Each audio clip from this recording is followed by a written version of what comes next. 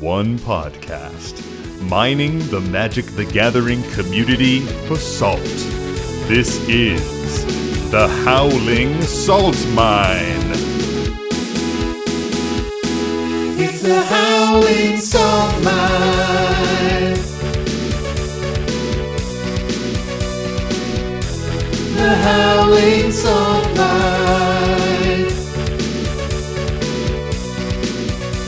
Well, welcome back, everyone, to another episode of the Howling Salt Mine podcast, the podcast where we delve into those salty mines of the Magic the Gathering community, find the saltiest stories, the saltiest posts that we love, put them in our mine cart, and bring them right back up to you, our dear prospectors at home. As always, I'm your host, Sam, and I'm joined by my two co-hosts, Mike and Tony. Say hey, guys. What up? Hello.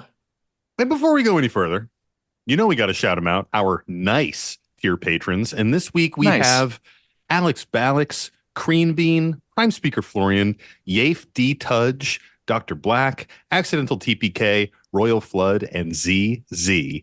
Thanks for being so nice, everybody. Nice. Thanks. I like that you put the hand up. Like the prospectors didn't see it, but Sam was like, and wait. Like, yeah, like, shut the fuck up. Before we go any farther, Let me speak. he stopped us with his hand physically. So I just wanted them to know that happened, because they didn't get to feel the power with which The I was authority. stopped. I was gonna like say a bunch of shit, and then you were just like, wait, you were no, stopped. we must say their names first. it. Yeah. So we are coming fresh, hot and fresh, some might say, off of a lovely gaming weekend. Yep. We're backlogging episodes a bit. So, sometimes things get rearranged. I have no idea if this is coming out truly in a couple weeks or if this will be out in like a month. But for us, this just happened.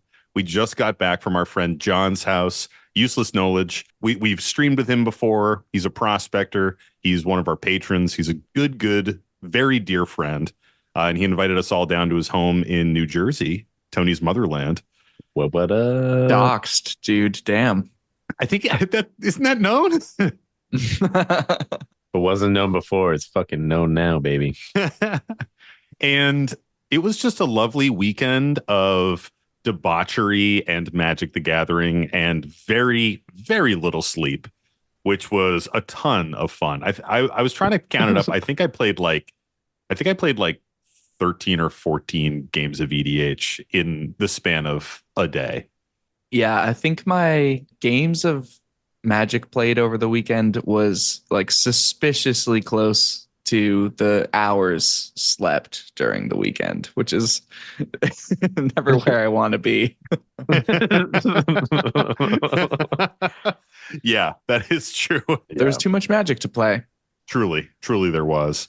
Too much Magic to be played. Lots of cEDH for me, anyway. So much cEDH. Lots of cEDH. We finally cEDH pilled Tony. I actually literally did not play a casual game. Yes. Wow. Oh, wait, no. I had one game with one of Useless's decks. Oh, yeah. Yep.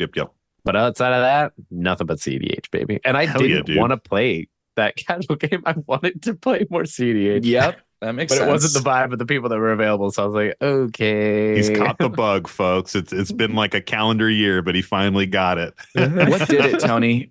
What did it? What finally got you there? Probably Andrew Rothbach's showing me the way and the light of Obnixilis. And just like, I don't like blue. Really? And we know this as everybody, but like really at my core, like I just can't get behind playing it. So I feel like lots of decks have been suggested to me that are like the competitive ones, which makes sense because that's what I want.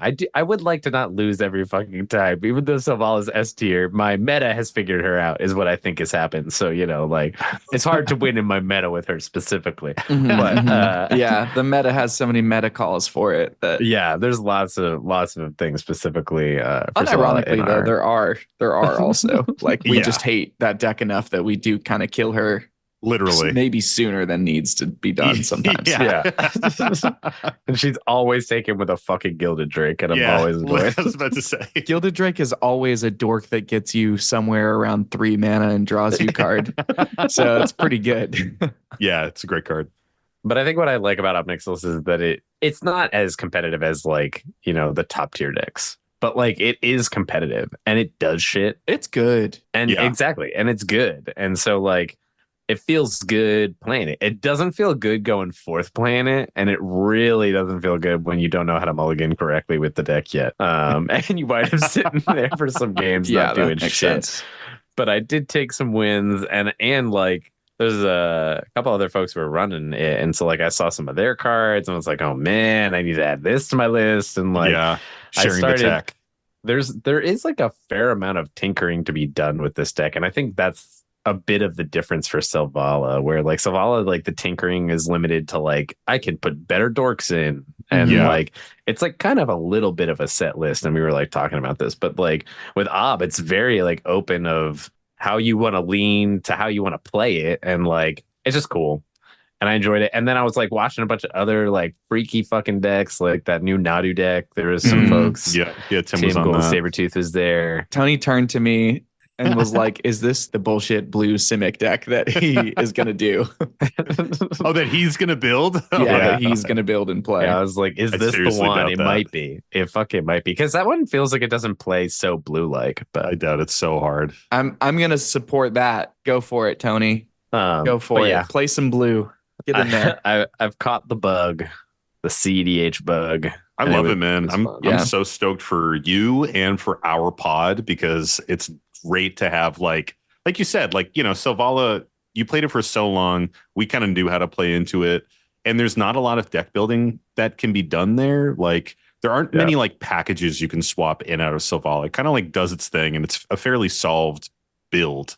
But with Obnixilis, there's still a lot of innovation to be made. And there's people who are on specific packages. Like some people swear by Bolas's Citadel. Some people are swearing by Underworld Breach loops. And you can kind of like pick and choose how you want to run that.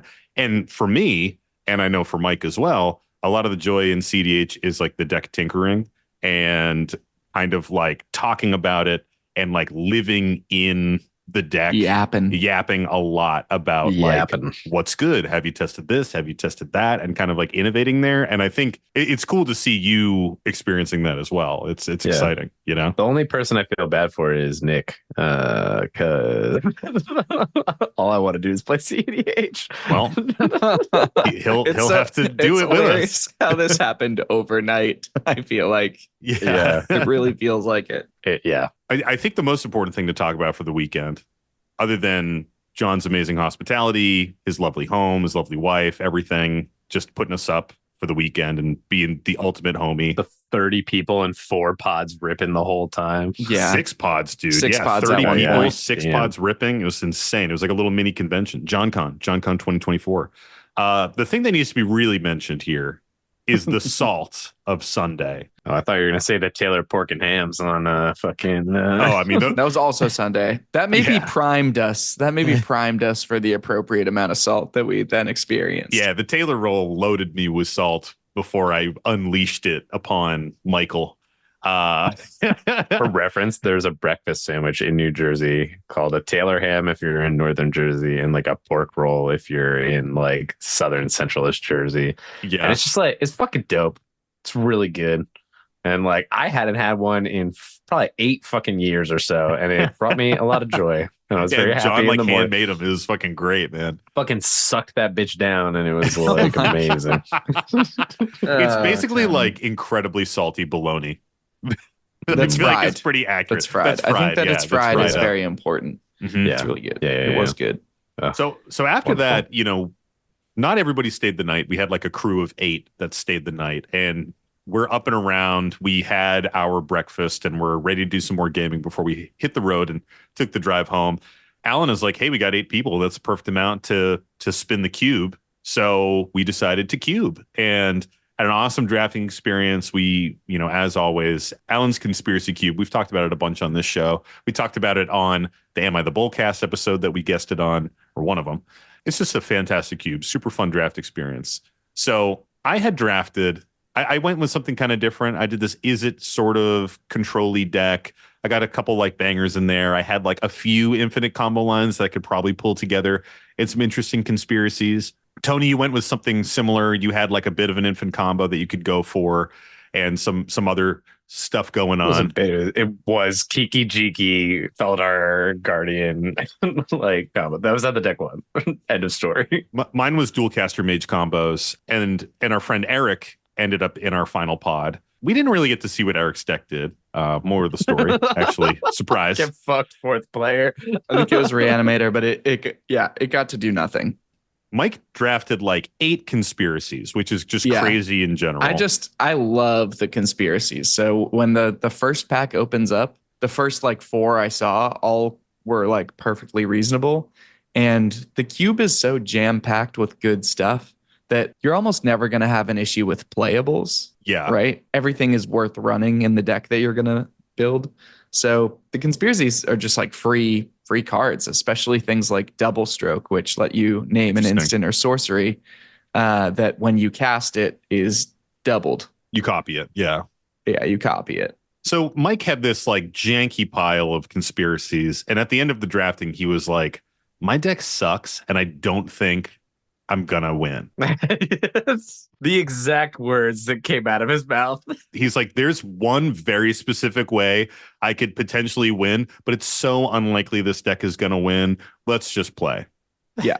Cut to Mike winning on turn 2. I want to, for context, I do want it to be known. I genuinely thought that. Like, this wasn't me trying to shark my way out. I literally thought that I had built the deck with a win con that then when I really thought about it with the rules didn't actually work. But then when I was playing it and realized that wouldn't work and had to seek an alternate line, I won on my turn 5, to be fair, but it was everybody else's turn 2. Because everybody else didn't even get to turn 2. Mike won on the top of 3. Oh, gotcha. I got 2 land drops. You're right. You got 2 whole turns. Basically, Mike's turn started like this: play a land, cast Dark Blue Ritual, which is like the cube is full of like funny joke cards. Dark Blue Ritual proxies and stuff. Yeah. Dark Ritual, but you can also get blue mana if you want. So Mike casts a double stroked Dark Blue Ritual. He casts a double stroked Time Walk. Yep. Casts a fucking double stroke blue ritual, then a double stroked ancestral recall. That was it. Yeah. Drew 6 cards. Drew 6 cards with double stroke Time Walk. Yeah. Then, double stroked his Time Walk. Then dropped fucking Richard Garfield PhD, which if people don't know what this card says, it's a silver border card. And it says you can play any card as if it were a different card with the same mana cost. So that's color inclusive. Like if something is 2 blue, for example, you have to get a 2 blue spell. Yeah. If it's like 3 and a red, it has to be exactly 3 and a red. It can't be 4 red or 2 and 2 red or something like that. It has to be very exact. Yeah. So you could turn like a Dark Ritual into a Thoughtseize or like a myriad of different things, whatever you can think of. A Land of War Elves into a Giant Growth. 1 red and colorless into an Underworld Breach card, right? Potentially a Demonic Tutor. It could be. Yeah, right. And potentially anything that's 1 black is a Demonic Consultation. Potentially anything that's 2 blue is a Thassa's Oracle. Yeah. And so that's 3 mana to win the game. See where we're going, folks? He Yeah. stomped us with a cEDH deck in our draft. So literally, like, we all go around. On my turn, I'm like, well, I think I have something to stop it. I cast a Gilded Drake. Mike casts a Lightning Bolt, but turns it into a Red Elemental Blast. And that's when the salt started, folks. I was just like, fuck you, dude. I haven't done anything. Very upset. I'm trying to stop you, and you fucking counter my bullshit immediately in this cube that basically has no interaction. You know, you're using Richard Garfield to invent some out of nothing. Then we finally get to Mike's turn. And he had already taken all these turns, and on his extra turns, what he did was cast something that costs 2 and a blue into Heuristic Study. So we're playing into Heuristic, right? And then it gets to Mike's turn. He makes an Underworld Breach from fucking something. Who even cares? Makes an Underworld Breach and Demonic Consultations and Thassa's Oracle with some like random jank that he just had fucking lying around. It was brutal. It was a brutal stomping. The game lasted maybe like 10 minutes. And at this point, I was incredibly salty. Tony and Eric were just sort of like, yeah, that's pretty broken. All right, let's play again. Like, let's run it back. Let's run it back. And John also was like, hey, we're almost done with our game. We can swap pods. And I was like, no, we must play this pod again. You were like, we basically had a non-game, and then was like, we need to play again. Yeah. And you know what we had after that? A non-game. Yeah. Oh, no, wait. Actually, the game after that might have been the one where Tony won. Yeah, that was the one Tony won. But it was literally only because we basically used any resources we did have to stop Mike. We used everything we possibly could. Like, I got a volatile Storm Drake, and Mike did the same thing again. He got the Richard Garfield out. Yeah. And I used my volatile Storm Drake to steal it and sacrifice it. And that was like my whole move. And then just Tony won on his turn. And it was like, whatever, it's fine. Mike didn't win. Yeah. And we knew that I had a combo coming to me and I was going to win on the next turn. Yeah, it was telegraphed that Tony had the win on board. So Mike could have elected to keep up interaction to stop me, but didn't. He was like, I'll just try and win. Well, I couldn't have because Sam on his turn went to screw me. And I couldn't because I was too busy stopping Mike. So my interaction stopped working if Richard Garfield was gone. So yeah, and I was too blinded by rage to really give a shit about anything Right. else. I guess I forget about that. But well, no, because you had the lightning bolt in hand. So you gambled with it instead of you could have just kept it to nuke the Kiki Jiki that I had. yeah, and then I but couldn't have won. That's So, a good point. Mike did kind of throw that game. Yeah. I'm either gonna But- win or I'm gonna lose. So yeah. it doesn't really matter. It's pretty a bad pilot. He's like yeah. So then on the third game, we, for some reason, masochistically, we were like, let's fucking do this nightmare game again. We rip it again.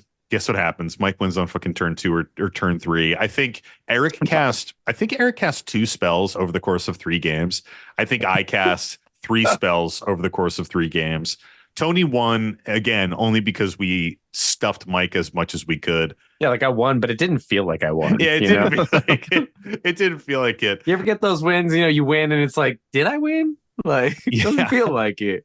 Oh man, and we were all just so salty. Like the salt that I had in the first game, by the time the third game was done, Eric and Tony had caught up to my level. We were all just like, fuck this shit. Like Yeah. we're like, we could have just played 2 cEDH games instead of doing this bullshit. I took my last turn with the 3 of you having a full conversation. Yeah, we could no not one be cared. bothered. I We think didn't care. someone said that's nice, and I played out the rest of my game actions. And The only game action I had was to belittle you at that point. yeah, And then afterwards we all felt bad and we all had private moments with Mike, well except for Tony. Eric and I both like took Mike aside and we're like, hey man, that deck actually was really cool and I'm sorry that I was so mean. It was that kind of salt. It was brutal, man. And it's funny because like I love Alan's Cube. I've pretty much always had great experiences with it. But I was talking with our buddy CJ who was there, and he was like, man, that fucking cube. He's like, every time I play that cube, I draft some just like good stuff pile, and I get my shit like absolutely blasted on turn 2 or 3 by some stupid combo deck. And it's never fun. I never get to play what my deck actually does. And I've never had that experience. This is the first time that like the experience of the cube was purely the draft, and the gameplay I might as well just have not played games and just been like, I drafted this deck and then put it away. It was brutal. Yeah. It was brutal. A brutal salting. yeah. I do wish Richard Garfield was a legal commander though, because that was really fun. I mean, salt aside, it was incredibly impressive. And it did turn my brain on to how broken that card is in the cube. It's insane. To how broken that card is, period. Like I have one of those somewhere lying around, and I was like, what the fuck is this? I was like, this is dumb. But I didn't think, oh, why don't I just turn everything into fucking cEDH combo wins and just like win the game instantly? Yeah. Well, okay. So here, my original thought, because I missed, there's a line of text on Richard Garfield that says you can't name the same card twice. So I missed that originally.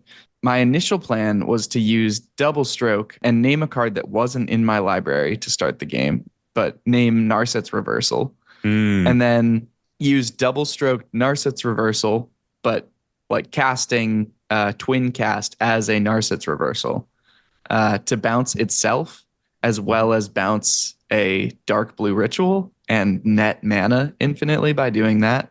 And then like brain geyser everybody or something. Literally what I planned to do the entire time. This like wacky, jank, terrible combo. As soon as I sat down and read that line, I was like, oh, well, I guess I can't do this at all. So Yeah. I'll have to Guess I find should something just else. do regular broken CDH combos in this casual. Yeah. fun. Yes, exactly. You Crush guys my were friend's spared will the to live, whimsy. and You were spared Yeah. the whimsy due to my lack of understanding of the rules and lack of reading the card.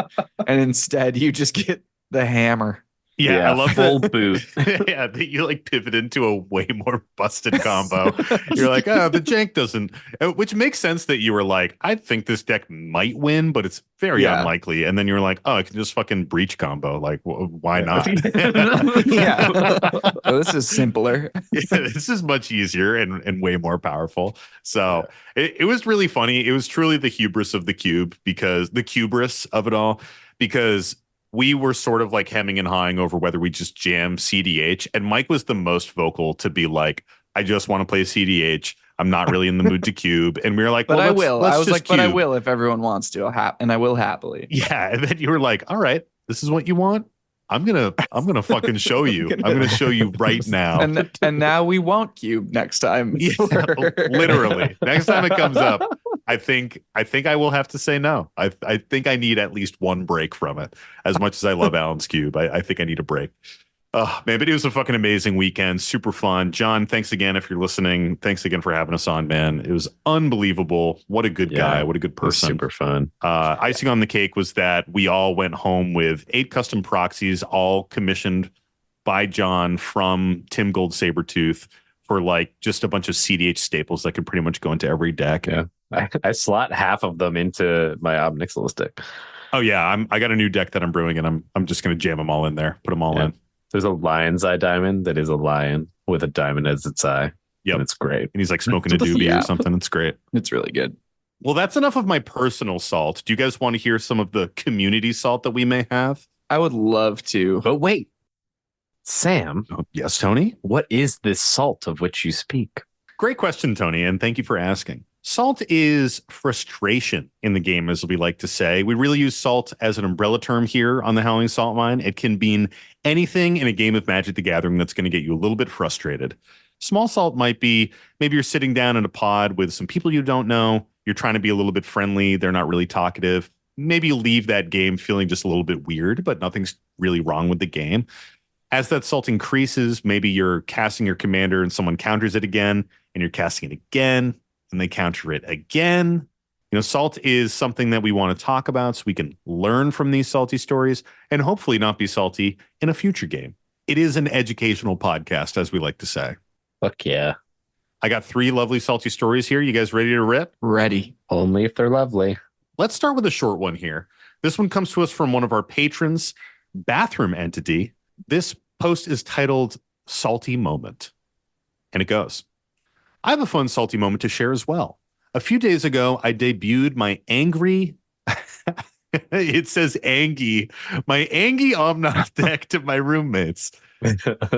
I won the second game with a Time of Need, Perforos God of the Forge, Avenger of Zendikar combo.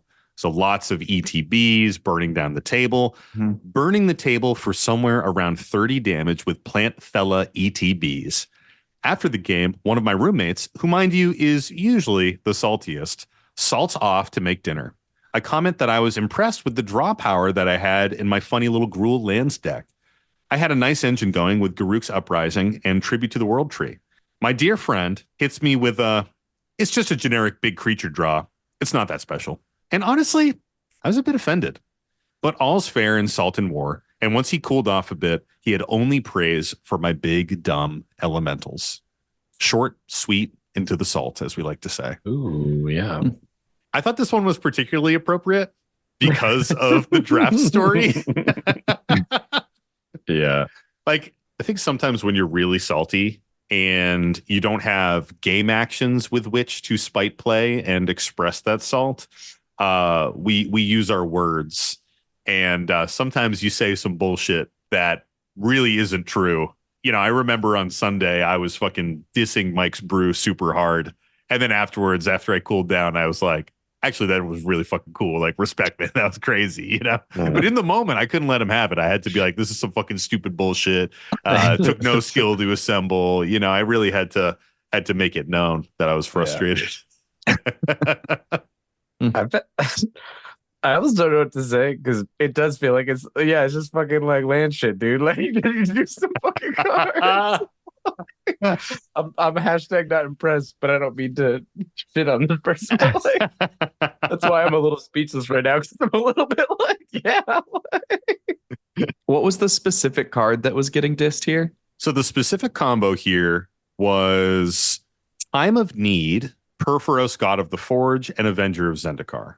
That was a combo they did. That's not what was getting dissed. What was dissed is like they were like, oh, like I feel like I was drawn in this fucking rule deck. Like, get after it. And he's like, fuck you, like whatever. Yeah, like, oh, it's just Basic fucking shit. You didn't have anything spicy, you bitch. generic bullshit. Yeah. I don't know. I think it's hard. Like what makes something so basic? Like Garrick's Uprising, you get to draw a card when a creature with power 4 or greater comes into play. I think what makes stuff basic is if I can think of it off the top of my head. Like I knew what that card does, but I'm also a green player, so like I know that kind of shit, you know? You also Yeah, have for an sure. Omnath deck. Yeah, you have an Angie Omnath I mean, deck. I've got an Angie Omnath deck from like fucking long time ago. I bet Garruk's Uprising is in it though. It definitely is. Yeah. But that's almost like standing the test of time, right? Like, because sure. I would bet that a typical Angry Omnath deck now has like maybe 40 to 50% of the cards that I have in it, and I bet there's a lot of new shit that's probably in there that's just like better landfall bullshit shenanigans, right? But that card is in there, right? Like I hear what you're saying. It is some kind of generic stuff, but also at the same time, like I don't know. I do feel like that is a pretty harsh diss. Yeah, you're just taking the wind out of their sails. Yeah, exactly. Like you can still build your deck out of generic cards and still pilot it well and have some interesting interactions that sort of reveal themselves over the course of the game. Yeah. But I mean, you do make a good point. Like at what point is a brew really spicy? You know, because a lot of these cards are just generically good in these decks. Like it makes sense, you know? Yeah. I think it is important to remember that even if something is something you've seen a million times, like if I go and sit down with someone who just built their first Angry Omnath deck, I'm gonna know everything that I've thought of about Tony's already. Like it's gonna not be entirely new to me. But for the person that's just sitting down, having just built it, like it is an entirely novel experience to them. So getting value off of some of those cards, maybe they've never had a deck that could have run those cards successfully before. So Yeah. I don't know. It's kind of the extension of like, oh, people have different experiences type deal in kind of a deck building novelty aspect. Definitely. I think that's a really good point, Mike, because it's like, to me, these are pretty classic green creature ETB draw staples. But to somebody who's maybe new to that deck or just starting to brew on something, they may be like, hey, I've never even seen this. I'm like just getting into it now and finding these cool interactions and piloting it successfully and feeling like the joy of that moment. At the same time, like I said, I do get being super salty about that shit and being like, that wasn't anything fucking special, you bitch. Like, you know, I've been there, man. For sure. What do we think about the salt rating here on this one? This would get me salty. This would get me very salty. Oh. People dissing on my deck building is not something that makes me happy. I either have to like internalize it and I walk away very sad, or I just completely reject the notion and refuse to take any criticism and or advice on that angle from then on. That's why I pulled you aside and apologized. I know. I mean, the deck was bad though. You made a bad deck, so I don't know why he apologized for like. Yeah, I mean, it was only because those cards were passed to you, like, you know. Yeah. I feel the same way as you, Mike. This would be super high salt to me. I think insulting somebody's deck building is extremely rude. I've certainly done it in the moment, but I think you need to pause. And it sounds like this person did. Like the epilogue here is that their friend cooled off and came back and said, hey, this deck was actually really cool. Yeah. It was really spicy. But sometimes you're just so frustrated. The only thing you have is negative words to say. And, you know, that's kind of a moment to catch yourself, walk away and cool off, or, you know, have the intent to go back and apologize afterwards and kind of talk about the brew and stuff like that. Because that can stick with people. And I think in the world of EDH brewing with things like EDH Rec, the plentiful deck building websites out there, it's hard to not be influenced by some of those generic cards that are out there.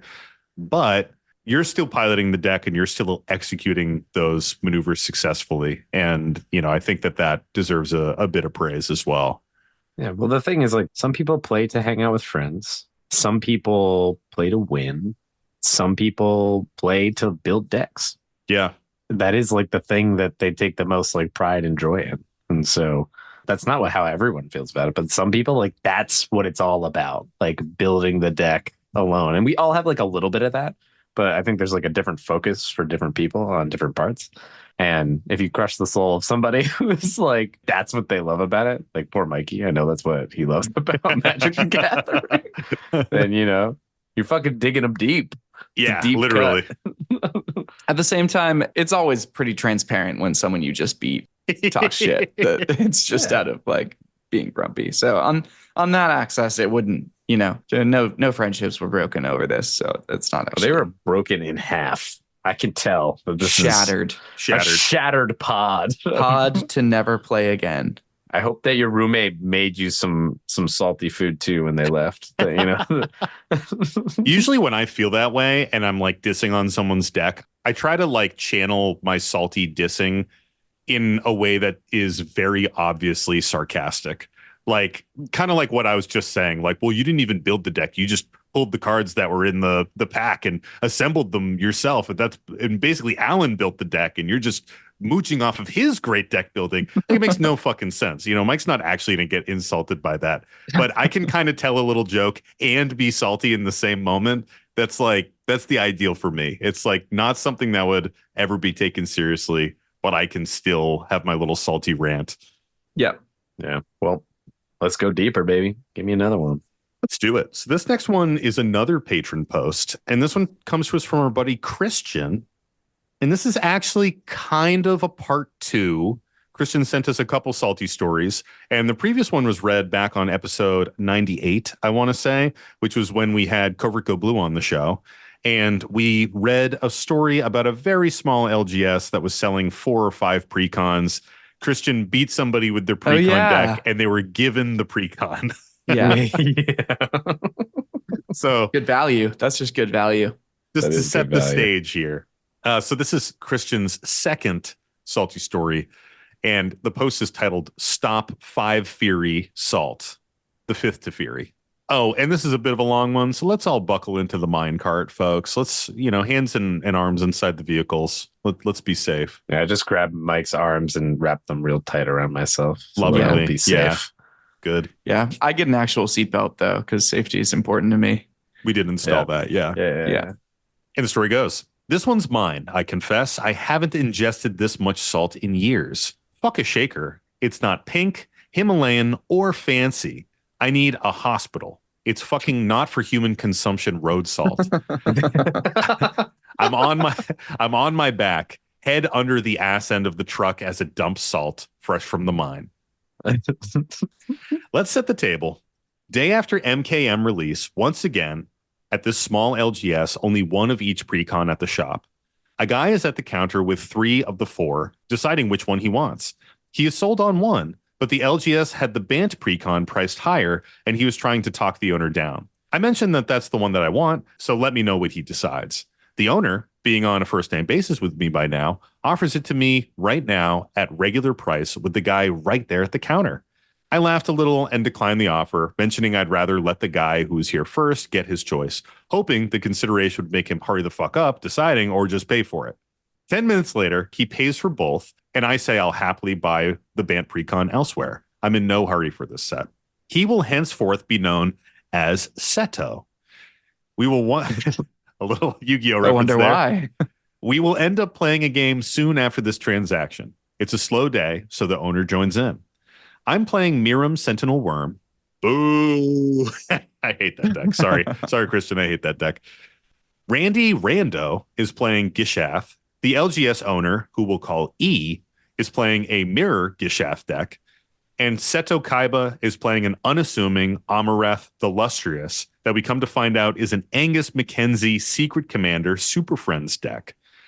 All decks were rule zeroed around 8 to 9 on the power level, and we were happy to be playing higher power, so we came with our PPE, helmets, lanterns, steel toes, and all. Smart. E makes little impact here. I hate to say it because I love the guy, but fuck fourth player. Randy and Seto both had turn 1 soul rings. Turn 3, I scored and got my own soul ring and put down a Ristic Study. Seto gets Teferi, Hero of Dominaria, the star of the show, and a Chain Veil out. Seto and I were the only ones with any measurable lead by turn 5. The 2 Dino decks taking their time, and some stacks pieces were making their creatures and artifacts enter tapped, which was helping the Super Friends deck by protecting their walkers more than slowing any attackers. Beyond Seto's 6/6 flyer that I'd match with my Miram, no one had any removal of any kind, and Seto added some pillow forting with Ghostly Prison and propaganda effects. I watched him ult Teferi and get his emblem. I'll be honest, I should have had a way to get through, an answer, anything, but I was a possible threat too. Miram ain't no bitch. My board was Miram and Adrix and Nev out with Swoots, Swiftfoot Boots, and Greaves on them respectively, ready to do dumb shit, but nothing yet. Ristic, 6 lands, and a Soul Ring. Seto acknowledged me as a target, drew a bunch of cards, and had a bunch of Teferi emblem triggers of whenever you draw a card, you exile target permanent an opponent controls. Ugh. He started by sniping my Soul Ring with a weird under-the-breath comment and a funny chuckle. By the way, he'd been talking under his breath the whole game. He snipes Randy's Soul Ring and snipes E's Smothering Tithe or something. Then, after acting like he was spreading the love, he proceeded to figuratively cave me in and strand me by exiling all 6 of my lands, my Ristic Study, and my 2 pieces of protection, the boots. Stuck in the mine, covered in bruises and salt, 2 naked creatures taunted to even try to cast something, if I even could, with no land. I look at him in awe as he had more triggers. I get that single target land destruction, just not MLD, is accepted generally. Fuck that Urborg or Nykthos when you need to. But just because you did them one at a time doesn't make it not MLD when there's none left at the end. Threat removed, he moves on to the next players. He used his remaining triggers to clean up a few other permanents. Mind you, prospectors, no one else's land. He passed to me, and I drew not a land, and I passed.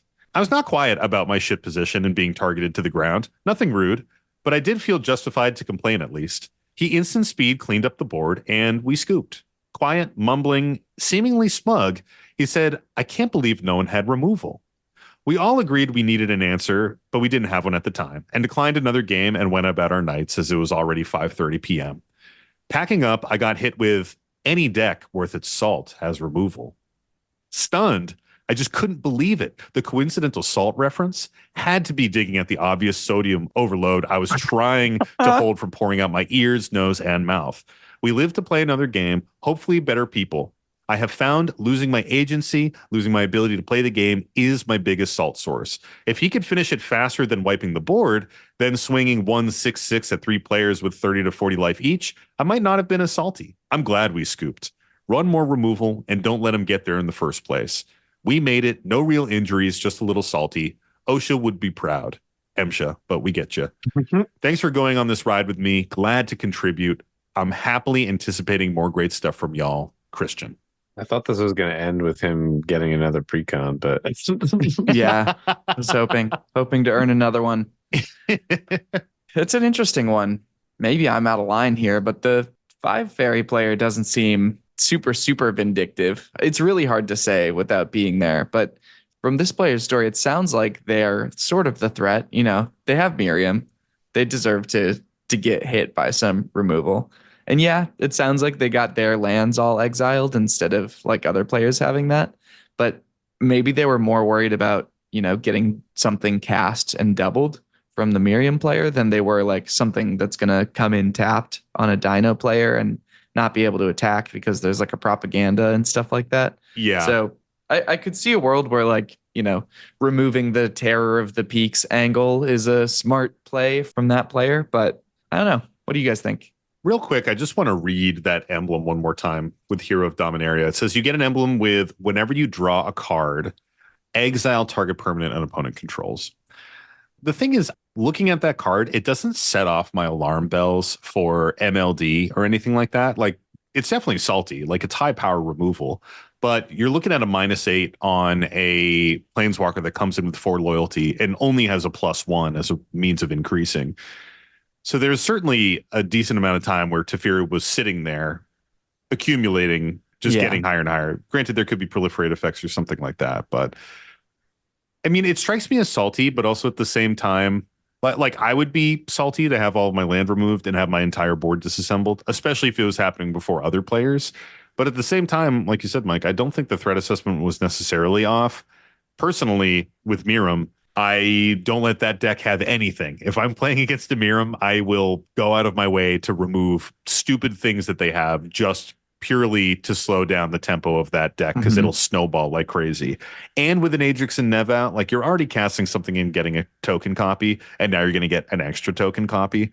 So I think Kristen was sitting with a more explosive board state, which is why they got stuffed by this Teferi. Yeah, exactly. Like you said, the other two are held back by like a blind obedience effect or some kind of stacks effect that was having things come in tapped. It sounds like it was blind obedience. Yeah. I mean, I think that's exactly it. And it's just like, I don't know, you can't let Planeswalker decks get to that point. Yeah, Like, you really can't. to be honest, that's the point when I personally usually shut off, where I'm just like, okay, they ulted, it's my own fault. I've never been like it's their fault, like fuck the Planeswalker player, but fuck the Planeswalker player, am I right? Like Mike used to play this Nicobolas the Ravager deck where it was like all these Planeswalkers. Yeah. And all the fucking time we would just like let his goddamn Planeswalkers be. And I feel like I would turn to Nick and Sam and I'd be like, what have we done? Like, like it's over. That's Like there's entirely nothing we true. can do anymore. There's just like too much value happening. Like even if they do bullshit stuff, it's like eventually he gets one out that does crazy shit. Yeah. And like the bullshit ones, like get little emblems that just help him do more. And so I'm like, but we always let it happen, you know? Like it's Yeah. And usually it's because you're digging too greedily yourself. It's like, well, Yeah. I could deal combat damage to him and get this one little trigger that lets me like draw a card or Literally, get treasure yeah. or whatever it is. But if I hit the Planeswalker, I don't get that. And like if I don't fucking do it, Sam's like, well, I'm not gonna fucking do it. And Yeah. Nick's like, I'm definitely not fucking doing it. Or sometimes I will do it, and then the other two are like, well, get fucked. Like now I'm gonna go get value. It's like, and like I've done it too in like reverse Yeah. roles. So Yeah. it's like natural. You're always trying to better yourself and get yourself further along. But yeah, I think they chose correctly because you're probably the player that would have had the most chance to fuck their shit up in sure. in a Yeah. single turn, you know? Yep. Just from the setup you talked about. So, but I probably would have just scooped right then and there rather than wait.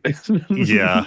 Yeah, like planeswalkers, whenever a planeswalker ults, I have like two thoughts. The first one is like you said, Tony, it's like we fucked up. And it's not like I Yeah. fucked up. It's like we as a table have collectively dropped the fucking ball on this. Like this Yeah. was so easy to prevent. It's so easy to stop planeswalkers from ulting. When it happens, it's just like, man, why did I not I prioritize can't believe we this? done this. You know? Yeah. And the other thing is like, I'm never surprised when a planeswalker ulting leads to a win because it should. Like the ult of a planeswalker, especially when you get like an emblem or something like that, the whole intent of it is that it is incredibly powerful and broken. Like it should almost be a win con, or at least Yeah. catapult you into a win to ult a planeswalker. So, you know, I personally, I think the salt here obviously comes from getting focused a little bit, but also Yeah. comes from the fact that this is a very slow win. This is individually removing a bunch of different permanents one at a time with all of your draw triggers, and then slowly over the couple of turns dismantling boards. And then like the win con at there is just like inevitable wins through a 6/6 attacking, which isn't really like the flashy win. Like that is a win that you scoop to. And I think that sometimes that can leave a bad taste in your mouth, that it feels slow, feels like it didn't really come together quickly. It's kind of the same thing as like when you play into a deck that has like a stacks lockout. Yeah. And it's like, okay, well, inevitably I will win attacking with this 1/1, and none of you have anything else on the table. Like it's deterministic, but we're not going to play it out. So you sort of scoop. Yeah. I think that can leave a bad taste in your mouth. I will say though, I'd rather that they do what they did here and focus one player and be like, okay, you're like out. Yeah, and There's basically nothing you move can it do and you're along. gonna watch. Because if you did it like 2 and 2 and 2, it just probably prolongs it and Oh, like yeah. not in a good way. It's slow overall, but I think it's better to like focus the one thing down. But what do we think about the salt rating here on this one? I think it's pretty high. It never feels good to get super focused by a bunch of stuff. And typically that happens when you're the threat, and typically you're the threat when your deck is doing what you want it to do. So Yeah. it's always kind of a high fall from grace. It also does suck getting beaten down by like a classic control strategy of, okay, you are controlled and not a threat anymore, and I have just enough that it's clear that I'll eventually beat you. Like, none of that is fun. But I do also think that game actions wise, it's nothing like truly, truly egregious. And this is going to kind of come down to like what the demeanor of the person executing that plan is. It sounds like maybe they're kind of mumbling under their breath and being a little weird, and maybe did have some of that intent behind it, which Yeah. kind of tips the salt rating up a little bit. But in terms of the actual actions taken, nothing's like super out of line here. Yeah, I agree with you, Mike. I think it's pretty high salt. I don't know if I'd say it's like a truck of salt getting dumped on my head. Despite how good that analogy is. It's Yeah, despite how an impeccable beautiful analogy. that word picture was. But it does suck to get focused down. And I do think that, like, regardless of how it happens, MLD is salty because you are seeing that you just have no, especially like one at a time, because very slowly you are seeing that you have no hope to get back in the game. And once your last land is gone, it's like, even if you did top deck a land on the next round, it's not What's it getting you gonna back do? into the game. Yeah. Something that we didn't really talk about is really like the final knife twist here, which is the person being like, any deck worth its salt has removal. Yeah. That shit bugs me, man. That makes Yeah. me go fucking crazy, because it's like, do you think I didn't want to remove your shit? Because I wanted to remove it. I just didn't have it in my hand. You know what I mean? Like, whenever someone's like, yeah, you should run more removal, it's like, motherfucker, do you not know how variance works in a 100? It's not like I'm packing 100 lightning bolts in my fucking deck. Yeah, Sam. I mean, just remove the Archfiend. It's fine. Literally, I'm having flashbacks to that moment, man. I am too, and it feels good. Yeah. Just run more removal is not good deck building advice. Yeah. Like it is not constructive Someone advice. says that, and I just want to rip out all of the spells that are removal in the deck, be like, look, I have the swords, I have the path, I have the, and just like shove it in their face. Exactly. That's what I'm flipping cards off the top and being like, I was 3 away from the swords, like that just leaves such a bad taste in my mouth. And if you already had an awkward game with this person and they focused you down, and like you said, it's telling that at 5:30 p.m. they were like, ooh, man, long night, better pack it in and head home, like, like that's the start of a game night. That's not where they end. Yeah. Salty. Love it. You guys ready for another one? How about another one? Let's do it. Yeah, let's top her off. So this one comes to us from our buddy Mr. B, and this is a submission through our lovely website, howlingsaltmine.com or thehowlingsaltmine.com. And this post is titled, Counter a Board Wipe, Get Life Threatened, Just Another Tuesday at the only and worst LGS in my area. It's a long title. That is. And it's a long post, so buckle in. And the story goes, greetings, salt miners. I have a tale of a game so salty that recently it made me change card stores, and I will never go back to the LGS where this event took place. First, some context. My old LGS had a lot of players that would lie about power levels. Almost everyone did it. Rule 0 was ignored. Any attempts to rules lawyer would get you targeted by people, with the occasional shuffle cheater or two. Basically, Magic the Gathering hell. For 3 months before I decided to permanently switch card stores, I was having non-games. People would bring out cEDH decks to casual tables, combo off on turn 2, etc. To be quite honest, I don't think anyone at this LGS even knew what casual meant. It was getting to me, and I just wanted to play Magic for fun. But my time would just end up wasted by some guy playing Solitaire the Bothering with their turn 2 combo deck. That's funny. It's good. Or a guy taking infinite turns on turn 3. Or the pod of shuffle cheaters always drawing the same cards, but if I called out on it, I would get thrown out of the pod. Stuff like that. A very salty, heated environment. Mostly, or so I thought. I played in one of the few pods that I thought had some semblance of sanity. I was wrong. This is that story. Player 1 was playing a Pantleza dinosaur precon with multiple upgrades. Player 2 was playing Chishiro the Shattered Blade. Player 3 was playing some forgettable Doctor Who deck. I don't know. Not really important. Player 4 was playing a blue-white control deck, I think. Player 5 was playing Yidris Cascade. Oh. And I, player 6, was Oh. playing Brea Ethereum Shaper. What are you doing? There's a lot of things wrong with No. this story, man. And this just I'm the so upset. And now for the salt. Now for the salt. That was the salt. I'm salty already. It gets worse, man. On turn 13, my board state was this. Player 1, they had roughly 7 dinosaurs, but they weren't getting much draw. I kept them in check by killing any dinosaurs they attempted to attack with. Player 2 had a very large and honestly a little terrifying Taurian Mauler. You know, nothing to worry about. It only had like, 126 +1/+1 counters on it and a Swiftfoot boots on it. I don't remember the mess of a board state player 3 had. I do remember that looking at it gave me a fucking headache, a suspend related headache, but still a headache. Player 4 had a ghostly prison and no board due to player 5 hassling them with permanent destruction plus Cascade bullshit. I don't know. Cascade makes my brain hurt. Player 5 had a Yidris with an equipment that gave it double strike. And I, player 6, had a board of roughly 23 artifacts, 5 Power Stones, 6 Thopters, Brea, 6 artifact lands, the 3 indestructible ones included, and 6 other artifact creatures. My turn rolls around and I play an Unwinding Clock, Seedborn Muse for artifacts if people don't know. Then I pass, holding up a Disruption Protocol and a Mirror Shell Crab to use the channel ability. Player 1 played Pantleza, who now costs 16 mana due to the repeated deaths by Brea shenanigans, and they pass. Player 2 holds steady, opting to not attack due to everyone having creatures to chump block with. Player 2 did some dumb stuff with Suspend. I don't really remember, as I went to the bathroom while they had been doing their turn. 10 minutes later, I came back and they passed their turn soon after. They definitely had 3 more creatures on the board, though.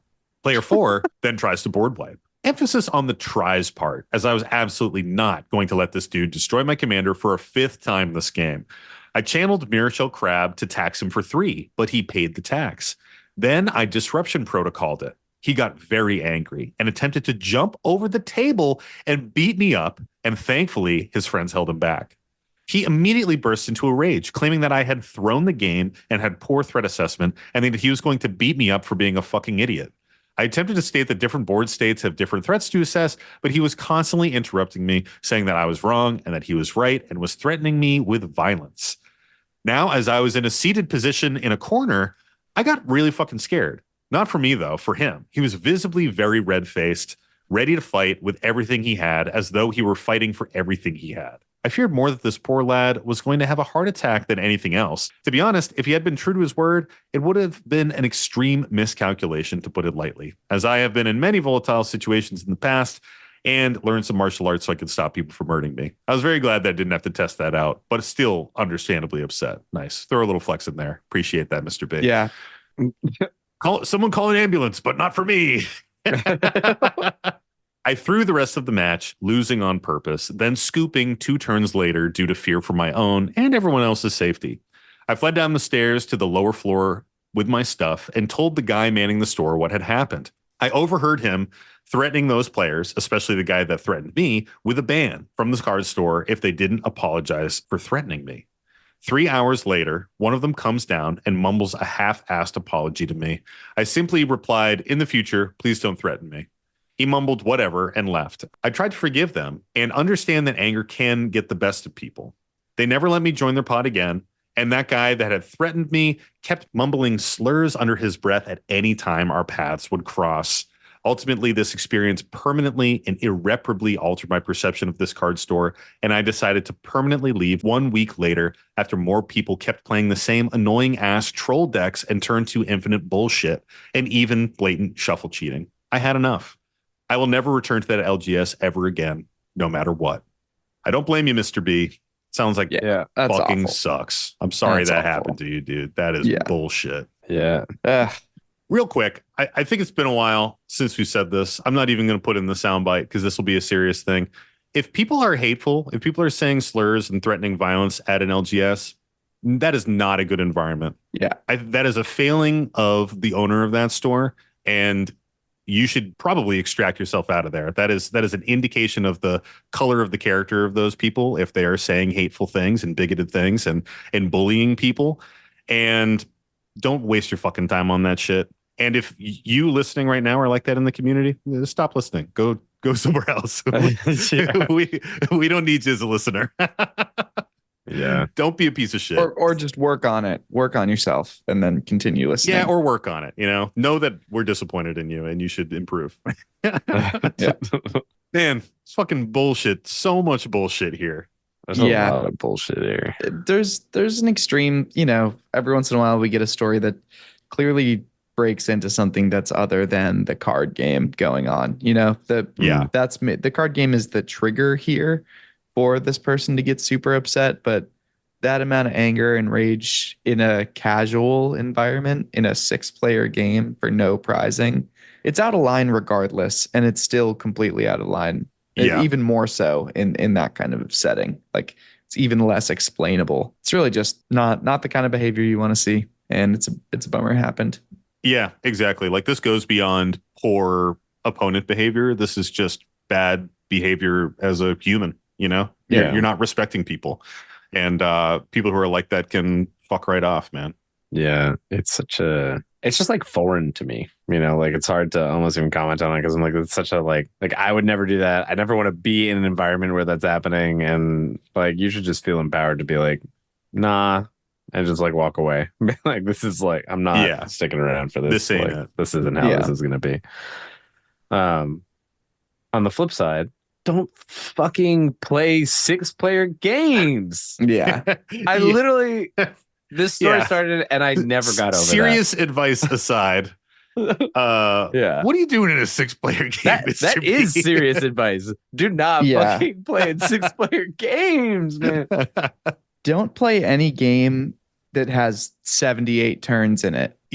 78 turns. That is how that math works. Exactly. A 6-player game is prime for 4 players to play Commander and 2 people to play One Piece, to play basic land game, like fucking anything.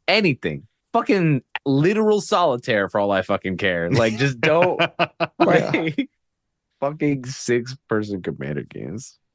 I'd even say 2 3s is better than a 6. 100%. 2 3s would be way better. But 2 4s and a 2 is definitely better than that also. Or 1 4 and a 2. I mean, 2 4s and a 2. 2 4s and a 2. That's how the math works. Find 4 more people, but still isolate 2 of them. And then Well, 2 people are playing 2 games. They're going back to back and like swapping from one table to the next. So it does work out. It's like a Venn diagram. I will say though, that was a good point, Mike, of like 78 turns. Like, that's how many fucking insane. That's how much shit is happening in that fucking 6 people, 13 turns. It's just too many turns. Also, not for nothing, Mr. B, the hero of the story here, scooped mid-game and left. And 3 hours later, one of these douchebags came down to apologize. Now, is that truly like, did they just sandbag and chill up there and kind of drag it out? Perhaps. Maybe they also just played a 5-player game to completion and it took 3 hours. Yeah. So, avoid that. I will say, obviously, there's some other shit going on here. These people sound like real literal trash. I know we use the term trash very lovingly, and then there's actual trash, some true garbage. But like a 6-player game, the longer a game goes on, the potential for high salt happens because you get worn down. You had a player casting their Pantlaza commander with like a 10 mana tax or whatever the heck it was because it had been blown up so many times. So like the stakes of the game, the stakes of every board wipe goes up because people have been ground down to a nub because they're fighting through 2 extra people of interaction, 2 extra people of board wipes. At a certain point, those large games can become so locked down that many plays will bring a big rise of salt out of people. The board wipes really are the thing, right? If you assume that every deck has 3 board wipes in it, maybe that's wrong. Maybe that's too many. Maybe that's too few in some metas. Whatever it is, let's say it's 2. The problem is like the distribution of board wipes over turns when you go from 4 players to 6 players. It doesn't like scale in a way that just makes sense in terms of 6 players.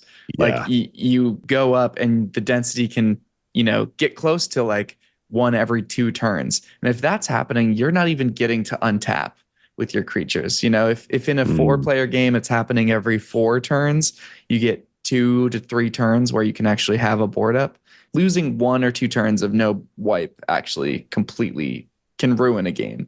And if your decks are tuned for a 4-player game, they're not tuned for that 6-player game in the same way. Yeah, I mean, it's just like turn rotation math, right? Like every 2 rounds of play in a 6-player game is 3 rounds of play in a 4-player game. So the board wipes are still going to come up with the same frequency because players are doing their thing. It's just your turn comes up with less frequency. So you will do less and it'll feel like you're doing less and seeing more board wipes in that kind of situation. And with some of the decks that you guys had at the table, I mean, this is some high power shit. Like Pantleza is insanely strong and frequently runs away with the game. Suspend decks, Cascade, those can all dump a ton of value on the board. And Brea is pretty fucking strong herself. It's not like a battle cruiser pod. Like these decks, some of them, between Pantleza and the Cascade deck, some of these decks are having spikes of activity where they could go from a very meager board state to a pretty packed board state. And unfortunately, like one of the best answers to that is to wipe. So if that's happening, every couple rotations around the table, like you're going to see more and more wipes to answer those threats. And it's just going to slow your whole game down. What do we think about the salt rating on this escapade? You just made the right choice. Don't go back there. You're done. Yeah. The salt's non-existent. It's good because you're not going to go there anymore. Yeah. But there it's real and it exists and it's bad. Yeah. Bigotry, cheating, and violence are all not experiences that I like as a part of my Magic. So that's pretty high salt. And I hope there are other stores around. I hope so too. And whenever you get away from hateful people, it's a sugar break. Quite frankly, that is sugar. But don't fucking play any more 6-player games. Yeah. Also, don't play any more 6-player games. I'll just say it one more fucking time. Like, don't fucking do that. But Mr. B, I'm glad you found a new LGS. I'm glad you are not going to this one anymore. Yeah, these people showed their true colors. You don't need any of that bullshit in your life. And it kind of shows you the store's colors too. I'm surprised to hear someone threatening to fight you getting like a warning in a store. That's interesting. Yeah, that's kind of shocking. And to just be like, you just need to apologize. It's like, that's not really how that works, Yeah. That's like dealing with children, and these are adults. So it's a little different. It's not a daycare. You guys weren't fighting over blocks, Well, is it that time of the fucking week? Tony, I think it is that time of the week. Hell yeah. Fucking lay that shit on me. Lather it all over me. What time of the week is it? I don't think it's the time of the week anymore. No. I don't feeling it. I'm gonna feel that. You're not trying to get sudsy. You're not trying to get sudsy. Trying to get a little Sam? sudsy. I don't want to wash you down, Tony. I'm not. It took me right out of the moment, man. Is it weird that my mind went more to like a jelly of some variety? It's become so much worse. A lathery jelly? A frothy jelly? Oh god! Oh, like lather, just Where did like the froth shit go? all over. It's the time of the week that comes every week. It's the time of the week that comes every week.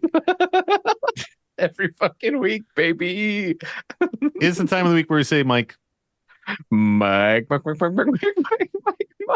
What's the salty card of the week? The frothy card of the week this week is yes.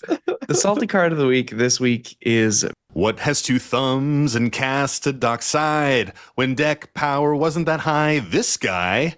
When the game got long, who cast another rule of law? You're looking at him, huh? Oh, also I ruined the fun. You're welcome. When I brought your land count down to 1. Also, I scooped to your attacks. You're welcome to deny your triggers from the stack. So what can I say except you're welcome for the brand of fun I bring. There's no need to whine, it's okay. You're welcome. I love to pub stomp every little thing. You're welcome. You're welcome. And thank you. nice. I didn't really like that movie. I know you have that shitty opinion. There's some good music in it, though. And that was You're Welcome from the amazing film Moana. Everyone who has good taste likes it. And that was a special request by our patron, Sire Speedy. Thanks, Sire. I think the last time I did one of those, it was very polarizing as well. And you mentioned that, Tony, which caused this request, just so you know. Nice.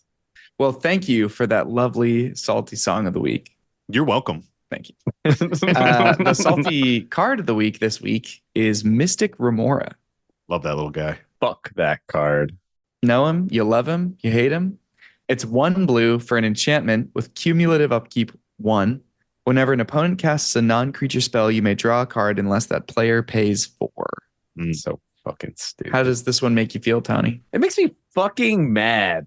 You know why? Because you feed it all the time and you don't give a shit. Fucks feed it all the time. And when the few times I ever had one, they would be the only time that they were like, you know what? We just won't feed the fish. And I would never get shit. Also, it just falls into the same category for me of just like fucking blue. Like so many, like it's like powerful, obviously. Like it's a great card. Like because if you have a blue deck in cEDH, this is in it. There's no question. It's not like a questionable slot. There's no deck that is like you don't play this card. Yeah. So obviously it's very good, right? But it's just fucking dumb. And all it takes is one person to feed it, and then everybody's fucking feeding it. And like all of a sudden nobody gives a shit anymore. And it's like, well, they got value, I'm getting value. And like that person just got like for one card and like sometimes just 1 mana, they'll get like 6 cards. It's a double stroked ancestral recall for fuck's sake. Like and the floor is like you deny people resources for a turn. Right, because they like decide to not play things into it. Right, it's just fucking stupid. Fuck this fucking card. Sam, how about you? This card doesn't make me salty at all. I think Mr. Gamora is totally fine. In cEDH, if it comes down early, you can starve it out, and it's pretty easy. And if it comes down late game, like yeah, it's hard to play around. They're probably going to get value. I think the moments where you really get value from it in cEDH are on like a stack battle, where you just are down, you're scraping the bottom of the barrel of your resources anyways, and you just can't pay for it. And then, sometimes people will feed it early in the game, but generally I think that's usually a misplay. I think you got to talk about it and try to have everybody starve it out, but really assess like what your opponent has, because sometimes it's easy to see like, okay, well, they're only on 1 land. They're going to like miss a land drop or whatever. They're not ramping super hard. So it's probably going to be hard for them to keep up with the tax. Or you have an opponent that the only thing they're doing is paying that cumulative upkeep, and they aren't pushing their board at all either. So there's a few different like angles to evaluate it. But I like it in cEDH. I think it's a great card. It's fantastic when it comes down, but I don't think it's like unbeatable. I do think that as the person who's usually on the other side of it, when I'm trying to win through it, it's so fucking annoying. Yeah, that is an interesting part. When I know that they have nothing in their hands currently, and my only way to win is to like just keep fucking feeding them. It's the fucking worst feeling on the planet. I mean, the early game fish is really good at just catching a few extra cards and giving you a little advantage. The late game fish is going to refill your hand when someone tries to push for a win. And depending on the type of win they have, it might really refill your hand. In casual, this card is totally fucking fine, because in casual, there just isn't the density of that many non-creature spells to really get the value off it. Like I have this in my Rafik deck because it's an Enchantress deck. And like every time it comes down, I get like a few cards. It's not that great. Yeah, but for 1 mana, you might get 2 cards just by playing it. That's literally it. Like in Rafik, it's something that I'm going to get a couple draws from probably. And on cast, because of the Enchantress effects I have, I'm going to get a few cards just for the 1 mana investment. So I think it's super balanced in casual. In cEDH, it's very powerful, but it's situational. How do you feel about this one, Mike? Yeah, I agree with everything he said. I think it's interesting that it functions sort of like a stacks piece in like complex late game situations. If someone's trying to like storm off or something, they can't really do that without you drawing more removal. Honestly, the cumulative upkeep is the kind of thing that keeps it from being something people really want to play in casual. Like it scales down really nicely as people start casting less and less spells. And generally people get down to only casting like 1 spell a turn kind of thing in a casual game.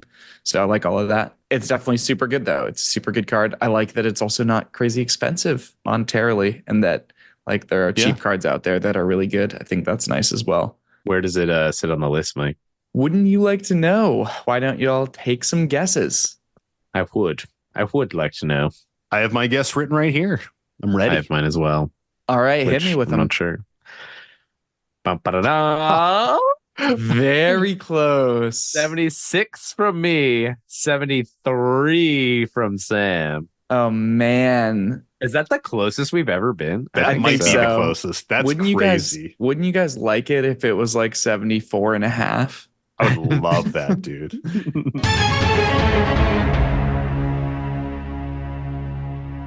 It's not though. Tony wins. Nice. But he shouldn't be proud of this one because it's 227. Oh, Oh man, we evaluated that so wrong. W's a W, baby. Like, W is a W. It's true. It's like we ran a race and Tony came in second to last and I came in last. Yeah. It's like, but between the two of us, Tony did win. like win. we were playing Mario Kart and like I got 11th and you got 12th. I got 12. But like, Yeah. I still beat you. But, Yeah, you still have more points. Yeah, Still gets you an exactly. extra point. Oh man, that is surprisingly deep, but it does make sense because I think in casual it's very balanced. It's not a salty card in casual. I mean, I thought it would be more like, I thought there was a chance it would be like 115, 120 or somewhere around there. But in my heart's heart, I went for the 70, 76. But I am surprised to see it be that high of like 20, whatever. But I think there's a chunk of cards that are like cEDH staples that people are aware that that's the place for them. And, you know, like that's where we see them. This also doesn't really deny other people's stuff. It does trigger on your actions, which is annoying, but it's not wiping your permanents or like killing your lands or stopping you from untapping, you know, it's not really technically denying you a resource. Yeah. I think I evaluated it as higher because people so often talk about it in the same breath as Rhystic Study, and I know Rhystic Study is a pretty salty card, but Rhystic Study also has a stronger grip on the casual Magic scene as a salty card than Mystic does, so it does make sense. Yeah, and casual games have more of a creature focus, so the Mystic is almost like an anti-blue piece of tech in a casual format where you're stopping like these weird storm decks and stuff, and the like non-casual stuff is what you're stopping with Remora. So I imagine it gets a little less hate. Definitely. It's a good point. Well, that wraps it up for the salty card of the week. Thanks for playing. Well, thanks, Mike. That was a lovely salty card of the week. And thank you to all of our prospectors out there. You know, we're going to shout out our Salt Packet Plus tier members. And this week we have Fatimus Prime, Rothbox, Sire Speedy, Bobo Fett, Brandon Mousecop, Chameleon, Brimstone, Captain Kraz, Elgol Fogel, Clearbrook, D. Beeson, Gilgamesh, Doug's Dad, Bark Bark, Magic Lilith Rose, Ebes, JS Evolved, Kylock, Pez, Swankub, and Vok. Thanks for all the support, you guys. We really appreciate it. One quick funny note. We have like a questionnaire that people can respond to on Spotify. It's just kind of like auto-generated, but I do read all the replies that people put in there. It's just like generic says like, what did you think about this episode? So every once in a while I go in and I check and I read them. We get like one or two an episode, right? So a few episodes ago, somebody left a comment that was like, no bark bark for Doug's dad. And it must have been an episode where we didn't do the bark bark. So now that's like stuck in my mind. I'm going to do it every single time. But thanks to all the prospectors out there, of course, for tuning into another episode of the Howling Salt Mine and for hanging out with us in the mine every single week. If you're looking for more Howling Salt Mine content, check out our Patreon, patreon.com/Howling Salt Mine. It is a great place to hang out with us in the Discord, play games with us at our monthly Patreon game nights. Check out all of our extra content. We have extra salt, our stray grains. We have some additional bonus content on top of that with our Off the Rails episode and some of our anniversary episodes that we have on there. You know, it's just a really fun space. If you want to get involved with the Howling Salt Mine community, that is where the heart of the community lies.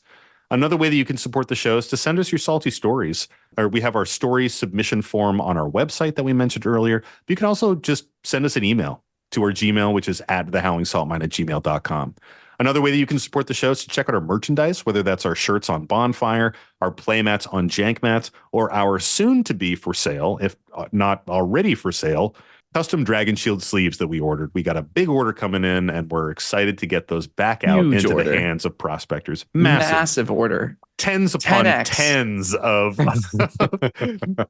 tens upon tens of them. It's if you can't count that high, it's an uncountable amount of A boxes of 4-year-old sleeves. a 4-year-old could not count the number of sleeves we're about to get. Yeah, straight up. The quantity would baffle a toddler easily. Yeah, easily. Another way that you can support the show is to give us a 5-star review in your favorite podcast app of choice, Spotify, Apple Podcasts, wherever. That's going to help us stick out in the algorithm within those specific podcast apps. It'll suggest us to other people that are interested in other Magic the Gathering shows. That's something you can do that's free, very easy to help us, and it goes a long way. And if you've already done it, thank you. We really do appreciate that. And lastly, we got to shout him out, our friend Devin Burnett, for giving us our beautiful podcast art. If you're ever in Asheville, North Carolina, hit him up to get a tattoo, because he's a really dope artist and a cool guy. 10,000 subscribers are bust. Indeed. Well, thanks, everybody. And as always, stay salty. And don't forget to draw an additional card during your draw step. It's the Howling Songman.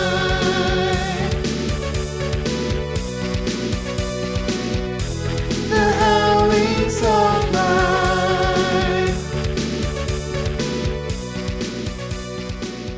Well, welcome back, everyone, Oh? to another Oh, yes? The Munching Salt Mine, the only podcast where your three hosts are all eating right before they start talking to you. No, I made sure to throw it all down so that I would feel like I needed to puke a little bit for the whole first 15, 20 minutes of the episode. Hell Exactly. yeah. Yeah. Appropriately prepped. I'm definitely scarfing at a level that I normally do not do. I put my face down right on the plate so that the food just had very little distance to No travel. distance. Yep. See, I normally just do that and regret it always. So that it wasn't really prep for this. It's just how I eat, Nice. which is not a good habit. It's the fruit of the Angie tree. It's the fruit of the angry tree. Yeah. Nice. If that's a stray grains, I'll have to cut that joke. I'll have to You're find welcome. that joke and cut it out. You're welcome. My board was Miram and Adrix and Nev out with Swoots. The fuck is Swoots? Swoop. You don't know swoots, babies? What's fucking swoots? Oh, Swift boots. What is it called? Swiftfoot boots. Yep. Wait, that's right? Yeah, right? No. You're thinking of the last one. Oh, my on crack. Sorry.